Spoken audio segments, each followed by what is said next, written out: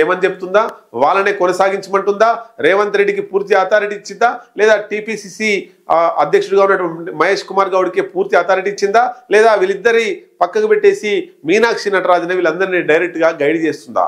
ఏదేమైనా ఈ స్థానిక సంస్థల ఎన్నికల్లో సర్పంచ్ ఎన్నికలు జరిగిన తర్వాత కొంతమంది మంత్రుల మీద వెయిట్ పడేటువంటి అవకాశాలు ఉన్నాయట. చూద్దాం మరి ఏ మంత్రి మీద వెయిట్ పడుతుంది, ఎమ్మెల్యేలు ఉన్నటువంటి వాళ్ళు ఎవరు కొత్తగా మంత్రులుగా కాబోతున్నారు అనేటువంటిది చూద్దాం. కోమటిరెడ్డి రాజగోపాల్ రెడ్డి తెలంగాణ హోమ్ మినిస్టర్ గా ప్రమాణ స్వీకారం చేయబోతున్నాడా? కోమటిరెడ్డి రాజగోపాల్ రెడ్డి అనే రోజు కోసం చాలా రోజుల నుంచి వెయిట్ చేస్తున్నాడు రాజగోపాల్ రెడ్డి. అది అతి త్వరలోనే తీరబోతుందా? తన అన్న మంత్రిగా ఉన్నాడు కోమటిరెడ్డి వెంకటరెడ్డి, తమ్ముడి కోసం వెంకటరెడ్డి త్యాగం చేసిండా మంత్రి పదవిని అంటే అవుననే సమాధానం వినిపిస్తుంది. ఏం జరిగింది ఇద్దరి మధ్యలో? మరి కాంగ్రెస్ పార్టీ అధిష్టానం ఏం చెప్పింది? చాలా పట్టు మీద ఉన్నాడు రాజగోపాల్ రెడ్డి మంత్రి పదవి కావాలని. ఏదేమైనా నేను మంత్రిగా ఉన్నాను, నేను సేఫ్ జోన్లో ఉండాలని చాలా ప్రయత్నం చేస్తున్నాడు కోమటిరెడ్డి వెంకటరెడ్డి. కాంగ్రెస్ పార్టీ చెప్పిన విధానం ఏంటి, అసలు కాంగ్రెస్ పార్టీలో ఏం జరిగింది, ఈ మంత్రుల పునర్వ్యవస్థీకరణ తప్పదా, దాంట్లో ఎంతమంది మంత్రి పదవులు కోల్పోబోతున్నారు, ఎంతమంది మంత్రులు కొత్తవారు మంత్రులుగా అవుతున్నారు, ఏంటి అసలు కాంగ్రెస్ పార్టీలో ఏం జరగబోతుంది? ఒకవైపు కర్ణాటక రాజకీయం రసవత్తరంగా మారుతుంది. ఆ నేపథ్యంలో తెలంగాణలో మంత్రిమండలిలో కూడా మార్పులు చేర్పులు తప్పవా అంటే అవుననే ఇండికేషన్స్ మనకు అందుతున్నాయి. ఒక్కసారి మనం ఏం జరిగింది అని డెప్త్గా ఒక్కసారి థింకింగ్ చేస్తే ఇక్కడ ఎన్నో రోజుల నుంచి అంటే 2009లో రాజకీయ ఆరంగేటం చేసిండు కోమటిరెడ్డి రాజగోపాల్ రెడ్డి. వస్తూనే ఎంపీగా గెలిచిండు, ఆ తర్వాత ఎమ్మెల్సీగా గెలిచిండు, ఆ తర్వాత మునుగోడు ఉప ఎన్నికల్లో బీజేపీ అభ్యర్థిగా పోటీ చేసి స్వల్ప ఓట్లతో ఓడిపోయిండు. ఆ తర్వాత మునుగోడులో జరిగినటువంటి సాధారణ అసెంబ్లీ ఎన్నికల్లో ఎమ్మెల్యేగా గెలుపొందిండు.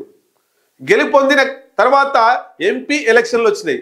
ఆ ఎంపీ ఎలక్షన్లలో భువనగిరి ఎంపీగా చామల కిరణ్ కుమార్ రెడ్డిని గెలిపించుకొని తీసుకువస్తే రాజగోపాల్ రెడ్డి ఇది నీకు మంత్రి పదవి ఇస్తాం అని చెప్పి అధిష్టానం మాట ఇచ్చిందట. ఆ మాట ఇచ్చిన దాన్ని కూడా ధృవీకరించిండు మన రాష్ట్ర డిప్యూటీ సీఎం బట్టి విక్రమార్క. మరి మంత్రి మండలి తొలి ప్రమాణ స్వీకారంలో రాజగోపాల్ రెడ్డికి సీటు దక్కలేదు. మొన్న మంత్రి మండలి కొత్త వాళ్ళను తీసుకున్నప్పుడు దాంట్లో కూడా చోటు దక్కలేదు. మరి ఇప్పుడు మంత్రి మండలిలో చోటు దక్కుతుందంటే 100% రాజగోపాల్ రెడ్డికి చోటు దక్కే అవకాశాలు ఉన్నాయనేటువంటిది మనకు కనబడతా ఉంది. ఎందుకు అన్నప్పుడు రెడ్డి సామాజిక వర్గం నుండి పోటీ పడ్డటువంటి 3 ఎమ్మెల్యేలు ఉన్నారు.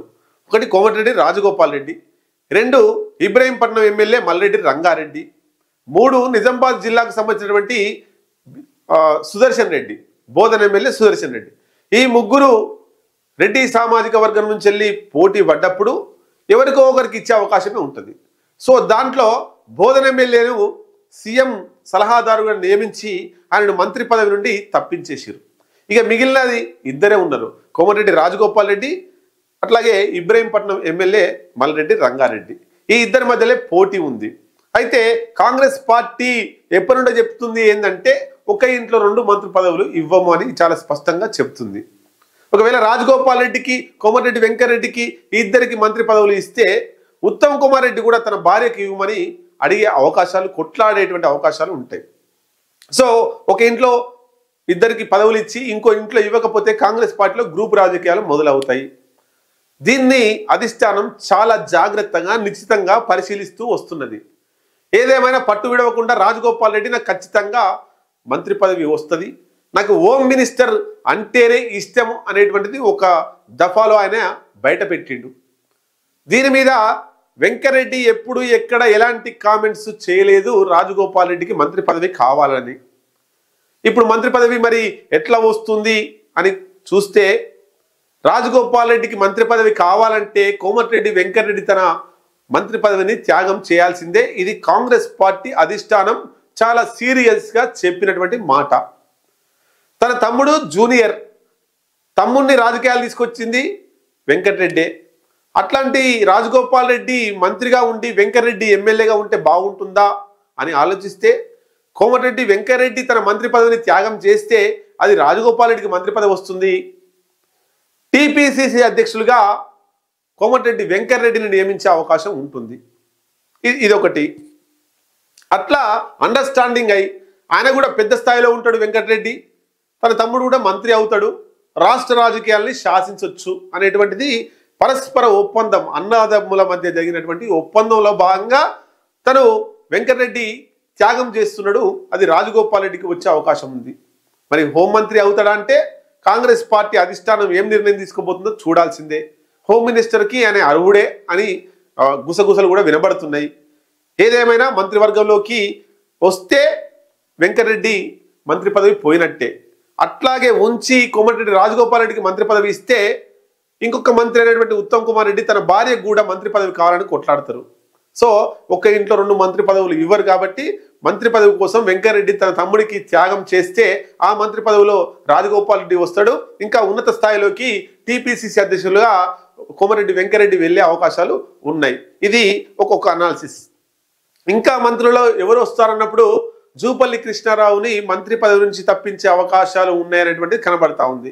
ఎందుకు మరి జూపల్లి కృష్ణారావును తప్పించే అవకాశాలు ఉన్నాయి అన్నప్పుడు ఇక్కడ మనం చూడొచ్చు, ఉమ్మడి మహబూబ్నగర్ జిల్లాకు సంబంధించి జూపల్లి కృష్ణారావు ఎమ్మెల్యేగా ఉన్నాడు. అక్కడ రాజకీయ సమీకరణలు ఇవన్నీ చూసినప్పుడు ఆయన పని విధానం సో కొంచెం కాంప్లికేటెడ్, ఇక్కడ 1-2 జరిగినట్టు కనబడుతుంది. వీటన్నిటిని చూస్తే తప్పిస్తారా తప్పించరా అది అన్ని ఊహాగానాలే అనేటువంటిది కూడా ఇంకొక విషయం కనబడతా ఉంది. సో జూపల్లి కృష్ణారావును తప్పించేటువంటి ఛాన్స్ చాలా తక్కువగా ఉన్నాయి. అట్లాగే పొన్నం ప్రభాకర్ మన రాష్ట్రంలో రవాణా శాఖ మంత్రిగా ఇప్పుడు పొన్నం ప్రభాకర్ ఉన్నాడు. గతంలో కరీంనగర్ ఎంపీగా గెలిచిండు. ప్రస్తుతానికి ఆయన హుస్నాబాద్ నుండి కాన్స్టిట్యున్సీ నుండి కాంగ్రెస్ ఎమ్మెల్యేగా గెలిచి బీసీ కోటాలో ఆయన మంత్రి అయిండు. మరి ఆయన పదవి కూడా పోబోతుందట. ఎందుకు? ఆయన కూడా కొంత కాంట్రవర్సీకి గురయ్యిండు, సబ్జెక్ట్ తప్పుతున్నాడు, కామెంట్లు చేస్తున్నాడు. సో ఆయనను మంత్రి మండలి నుంచి తప్పించి ఆయనను ఏఐసిసి సెక్రటరీగా నియమిస్తే పార్టీ డెవలప్ అవుతుంది. అటు కోమటిరెడ్డి టీపీసీసీ అధ్యక్షులుగా, ఏఐసిసి సెక్రటరీగా పొన్నం ప్రభాకర్ను నియమిస్తే పార్టీ కొంత డెవలప్ అవుతుంది. సో ఇటు పార్టీ అటు ప్రభుత్వం 2 సమాంతరంగా పయనిస్తే ఈ రాష్ట్రంలో ఇంకొక దఫా ఇంకా 2 సార్లు దఫాలు కాంగ్రెస్ పార్టీ అధికారంలోకి వచ్చే అవకాశం ఉంటుంది అనుకుంటున్నాను. మరి పొన్నం ప్రభాకర్ని మంత్రి పదవి నుంచి తప్పిస్తే మరి ఆ మంత్రి పదవి అంటే బీసీల నుండి వ్యతిరేకత వస్తుంది కాబట్టి ఇంకొక బీసీకి ఇవ్వాలి. ఎవరున్నారు బీసీ అన్నప్పుడు టీపీసీసీ అధ్యక్షులు మహేష్ కుమార్ గౌడ్ అనే ఎమ్మెల్సీగా ఉన్నాడు. ఆయన ఉమ్మడి నిజామాబాద్ జిల్లాకు సంబంధించినటువంటి వ్యక్తి. ఉమ్మడి నిజామాబాద్ జిల్లాకి ఇప్పటి వరకు మంత్రి మండలిలో చోటు లేదు. జస్ట్ సుదర్శన్ రెడ్డికి వస్తారనుకున్నారు కానీ ఆయనకు రాలేదు. సో ఇప్పుడు ఉమ్మడి నిజామాబాద్ జిల్లాకు సంబంధించినటువంటి టీపీసీసీ అధ్యక్షులు ఉన్నటువంటి మహేష్ కుమార్ గౌడ్ని టీపీసీసీ అధ్యక్షులుగా రాజీనామా చేపించి కోమటిరెడ్డి వెంకటరెడ్డికి అది ఇచ్చి ఈయనను పొన్నం ప్రభాకర్ గౌడ్ స్థానంలో మంత్రిగా నియమించే అవకాశాలు ఉన్నాయి. సేమ్ గౌడ సామాజిక వర్గం అట్లాగే బీసీ నేత నిజామాబాద్ జిల్లాకు ప్రయారిటీ మంత్రివర్గంలో స్థానంలో కల్పించినట్టు ఉంటుంది. ఇట్లా మరి కొండ సురేఖ పదవి పోతుంది అనేది కూడా చాలా స్పష్టంగా వినబడుతుంది. కొండ సురేఖ పదవి కూడా పోయే అవకాశాలు చాలా తక్కువ ఉన్నాయని కనబడుతుంది మనకు. మరి ఒకవేళ ఆమె పదవి పోతే ఆమె ప్లేస్లో ఎవరిని తీసుకోవాలి అన్నప్పుడు ఆమె ప్లేస్లో మొదటగా ఆ ఉత్తమ్ కుమార్ రెడ్డి భార్య ఉత్తమ్ పద్మావతిని తీసుకోవాలని ఆలోచన చేస్తున్నట్టు కనబడుతుంది కానీ అది సక్సెస్ అయ్యేటట్టు కనబడతలేదు. ఎందుకు? ఆల్రెడీ కోమటిరెడ్డి వెంకటరెడ్డి తన తమ్ముడి కోసం సీట్ త్యాగం చేస్తే ఆయనకు మంత్రి పదవి వస్తుంది. ఆయనకు మంత్రి పదవి అలాగే ఉండే తన తమ్ముడి కోసం అడగడం లేదు. సో ఇక్కడ ఉత్తమ్ పద్మావతికి టికెట్ మంత్రి పదవిలో స్థానం ఇస్తే రాజగోపాల్ రెడ్డికి కూడా ఇవ్వాల్సి వస్తుంది, కోమటిరెడ్డి వెంకటరెడ్డిని అలాగే కొనసాగించాల్సి వస్తుంది. కాబట్టి ఉత్తమ్ ఆయన త్యాగం చేయలేడు ఆయన భార్య కోసం. సో ఇక్కడ ఒకే ఇంట్లో 2 ఇవ్వకుండా ఇబ్బంది జరుగుతుంది కాబట్టి కొండ సురేఖ ప్లేస్లో ఉత్తమ్ పద్మావతికి ఇవ్వకుండా విజయశాంతికి ఇచ్చే అవకాశాలు ఉన్నాయి. ఎందుకు? ఆమె వరంగల్ జిల్లాకు సంబంధించి, ఆమె కూడా బీసీ సామాజిక వర్గం సంబంధించి కాబట్టి ఆమెకి ఇచ్చే అవకాశాలు ఉన్నాయి. కానీ 99% కొండ సురేఖ మంత్రి పదవి పోయే అవకాశాలు ఎక్కడ కనబడడం లేదు. ఇట్లా ఇంకా కాంగ్రెస్ పార్టీలో కొత్త వారిని చేర్చుకోవాలి మంత్రులు, ఒక 5-6 మందిని ఉద్వాసన పలకాలే అనేటువంటి చర్చ కొనసాగుతుంది. ఇట్లా మరి ఈ చర్చ ఎందుకు వచ్చింది అంటే కాంగ్రెస్ పార్టీకి నష్టం చేస్తుంది ఎవరు? రాబోయే కాలంలో కాంగ్రెస్ పార్టీని ప్రభుత్వాన్ని సమాంతరంగా నడిపించి సమర్థవంతంగా నడిపించి రాష్ట్రంలో ఒక తిరుగులేని శక్తిగా కాంగ్రెస్ పార్టీని తయారు చేయాలి. బీఆర్ఎస్కు బీజేపీకి ధీటుగా శక్తివంతంగా గ్రామ స్థాయి నుండి జిల్లా స్థాయి వరకు రాష్ట్ర స్థాయి వరకు పునర్నిర్మాణం చేసుకుంటూ కొంత పునాదులు వేసుకుంటే కాంగ్రెస్ పార్టీ ఇక ఫ్యూచర్లో బలహీనపడకుండా బలంగా తయారై మళ్ళీ ఇంకొక 2 దఫాలుగా అధికారంలోకి రావడానికి ప్రయత్నాలు కొనసాగుతున్నాయి. ఆ ప్రయత్నాల్లో భాగంగానే ఈ మంత్రి మండలిలో మార్పులు చేర్పులు జరుగుతున్నాయి. ఏదేమైనా కోమటిరెడ్డి రాజగోపాల్ రెడ్డి అనుకున్నది సాధిస్తాడా? ఒకవైపు చామల కిరణ్ కుమార్ రెడ్డిని గెలిపిస్తే మంత్రి ఇస్తానన్నారు కదా, చామల కిరణ్ కుమార్ రెడ్డి మరి ఈ మంత్రి కోసం సపోర్ట్ చేస్తున్నాడా? రేవంత్ రెడ్డికి రెఫర్ చేస్తున్నాడా? రేవంత్ రెడ్డి ఏమనుకుంటున్నాడు? మరి కోమటిరెడ్డి వెంకరెడ్డి మంత్రిగా ఉంటేనే బాగుంటుంది, రాజగోపాల్ రెడ్డికి మంత్రి పదవి ఇస్తే ఆగడు, కొంచెం ఫైరింగ్ ఎక్కువ ఉంటుంది అనేటువంటిది రేవంత్ రెడ్డి దగ్గర లెక్కలు ఉన్నాయి. మరి కోమటిరెడ్డి రాజగోపాల్ రెడ్డికి మంత్రి పదవి ఇచ్చి ఇప్పుడు వెంకటరెడ్డి అన్న భయపడతాడు కొంత డిస్టర్బ్ చేయకుండా కమిట్మెంట్లో, రాజగోపాల్ రెడ్డి భయపడకుండా డేరిగా మాట్లాడే అవకాశం ఉంటుంది. కాబట్టి పోయి కొరివిని తీసుకొచ్చి పక్కన పెట్టుకుంటాడా అనేటువంటి కొంత అట్లాంటి చర్చ కూడా నడుస్తూ ఉంది. ఏదేమైనా రేవంత్ రెడ్డికి ఇప్పుడు ఒక ఏమంటారు సంఘర్షణ, కాన్ఫ్లిక్ట్లో ఉన్నాడు. రాజగోపాల్ రెడ్డికి ఇవ్వాలా వద్దా? ఇస్తే తల కొరివి పెట్టుకున్నట్టే, ఇక అంటే తల కొరివితోటి తలను గోక్కున్నట్టే అవుతుందేమో. రేపు ఇప్పుడు ఎమ్మెల్యే కాగానే మంత్రి పదవి అడిగిండు, రేపు ముఖ్యమంత్రి పదవి కూడా అడిగినా ఆశ్చర్యపోవాల్సిన అవసరం లేదనేటువంటి లెక్క రేవంత్ రెడ్డి దగ్గర ఉంది. సో ఇవన్నీ సమీకరణలు తీసుకున్నప్పుడు రాజగోపాల్ రెడ్డికి మంత్రి పదవి వస్తుందా రాదా? మీనాక్షి నటరాజన్ పిసిసి రాష్ట్ర కాంగ్రెస్ వ్యవహారాల ఇన్ఛార్జిగా ఉన్నట్టు నటరాజన్, మరి ఆమె డిసిషన్ ఏంటి? కేంద్రం కాంగ్రెస్ పార్టీ ఏం చెప్తుంది? మార్పులు చేర్పులు చేయమని చెప్తుందా? వాళ్ళనే కొనసాగించమంటుందా? రేవంత్ రెడ్డికి పూర్తి అథారిటీ ఇచ్చిందా? లేదా టీపీసీసీ అధ్యక్షుడిగా ఉన్నటువంటి మహేష్ కుమార్ గౌడ్కి పూర్తి అథారిటీ ఇచ్చిందా?